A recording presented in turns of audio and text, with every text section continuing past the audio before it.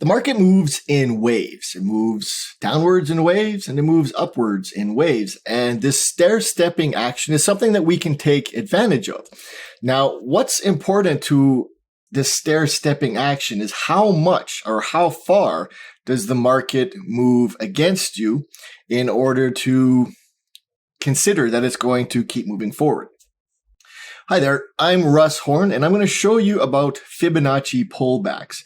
Now, we've got an indicator here, Fibonacci pullback indicator.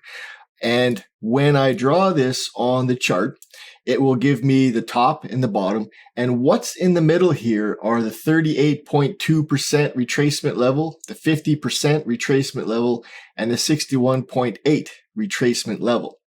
Now, the 61.8 is the golden number, the golden ratio. This is a Fibonacci number that a lot of traders really pay attention to. So what we have is in between the 61.8 and the 38.2 is what I like to call the Fibonacci window. With this, I can draw a box inside, and this gives us a window or a zone. Something that I'd like to see the pullback get to. If the pullback occurs under the zone or above the zone, the pullback may not be fueled properly in order for a continuation. I'll give you some examples of how this works. Let's get rid of all of this stuff. So we're going to take a look at the center of the chart here. Market moves down, gives us the pullback, and then continues. So this is a really nice market move. We're going to take a look at this first market move here.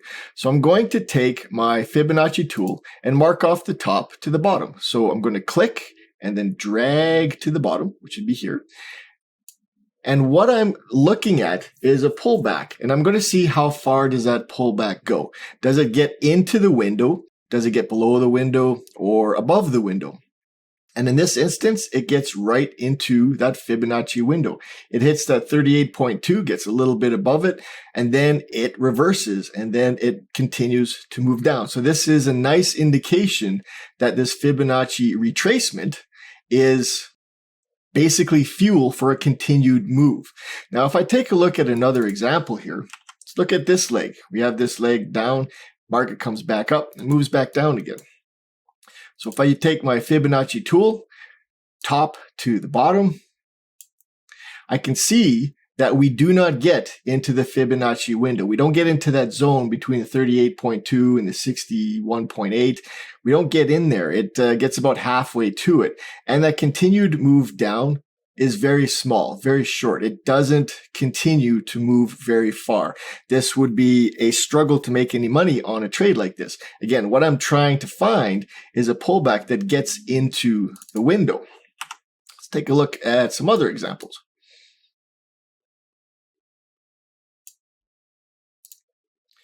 We've got a market that moves upwards and then gives us a bit of a pullback and then continues to move up. So if I take a look at this leg from the bottom to the top of that movement, draw with my Fibonacci tools, I can see that that pullback gets us to the Fibonacci window, just the top of it, but that's okay. It gets to that 60, or in this case, because we're drawing it from the other direction, the 38.2 retracement level.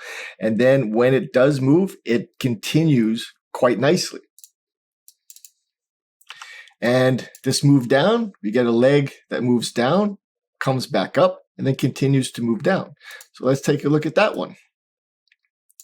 So we're using the top and the bottom, and the pullback gets right to the bottom of the window. So this is a nice one as well.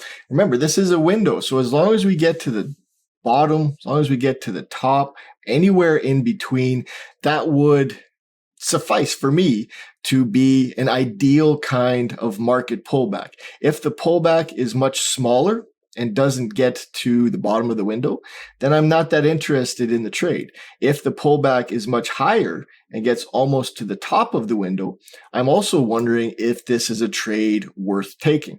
Once these pullbacks get into the Fibonacci window or the zone here, right in between 38.2 and 61.8, then I am eager to look for a continuation of that initial movement.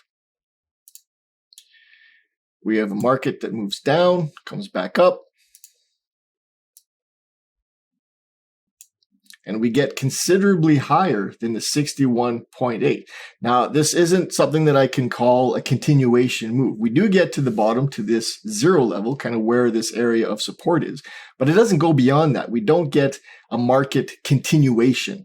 And that is because the pullback is significant enough that it could be starting to tell us that the momentum for this downward movement is starting to slow down, because the upward movement as a result of the pullback is quite extreme. It gets into this upper section here. It gets beyond the window into this upper section. And from there, we're looking at a potential change in the market direction, simply because that momentum is enough to push the market up as high as that. So most decent pullbacks are going to give us that window range. Look at this one here, the swing low. Market comes back up to the 50% level inside the window, and it continues to move. This move up with the pullback, market gets just about to the bottom of the window, but it's within that range, and then the market continues to move. So for me, the ideal pullback is inside of that Fibonacci range between, let's just plop this on the chart again, right in between 61.8 and 38.2.